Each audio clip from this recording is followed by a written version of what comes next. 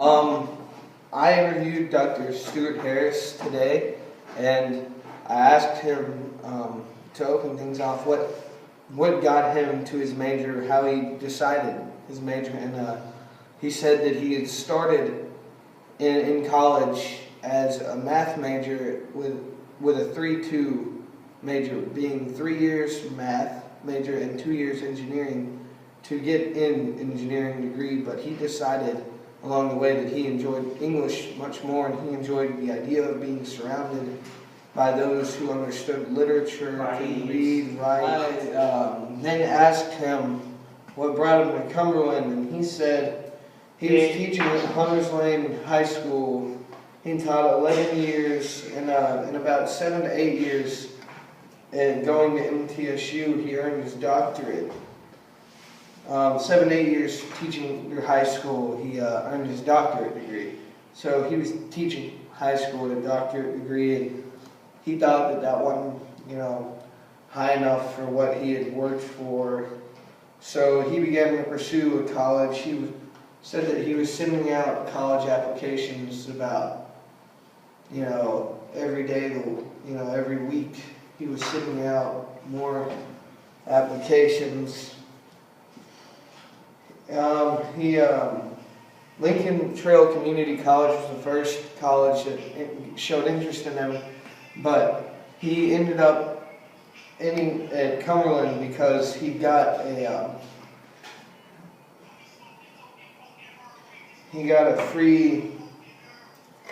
I can't remember the asked him if he could work anywhere else, why would he work there and where would it be? And he said his dream job would be to be a famous writer who writes hard for about 3 to 4 hours and then spends the rest of his time reading and thinking about other things like being a self-employed reading and writer. So he's happy teaching here, and he said he wouldn't teach anywhere else, but if he could, he would quit and be a professional poker player. And I then asked him, what about Cumberland is appealing to you? And he said he likes the fact that the school is small enough that he knows at any given time about half the people at the school, and because it's a small community for teachers, he is able to have friends in other fields other than just English, so it increases his knowledge as well as not being surrounded by the same subject all day long. I asked him if he enjoyed being an academic advisor, and he said it's like a puzzle. His job is to get us signed up for classes and pass for 4 years to make sure not to mess us up. But at the same time, he enjoys helping students achieve goals, but at the bare minimum, he said that he would like to help us pass in 4 years if possible. I asked him what being an academic advisor involves, and he said it mostly just being logical and organized, and there's two ways really to go about your job, and that's one way is you start the student at the beginning of the process and work their way out. And then when you start talking about when they want to graduate and what they want to graduate with, that's when you start working from the back inwards.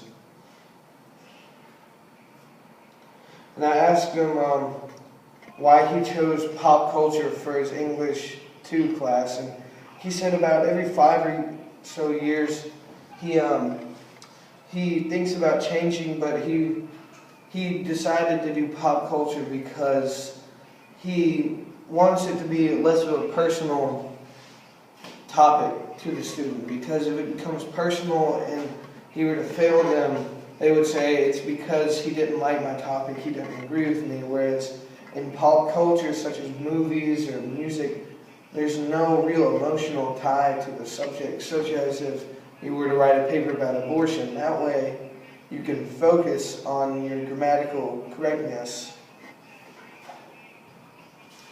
I asked him how many years it took to get his doctorate, and he said for getting his forgetting because he had a full-time job as a high school teacher, it took him about 5 summers, and he took 2 summers of internships during that time. And he said he had to write a dissertation, and he chose to write it on an relatively unknown author known as Clyde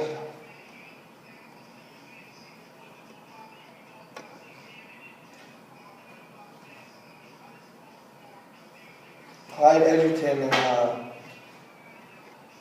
because there had only been about 4 or 5 articles done on this man before he wrote it, making him sort of an expert making him able to be an expert on the man. He said his doctorate in English allows him to teach, instead of like a science, which is a research doctorate.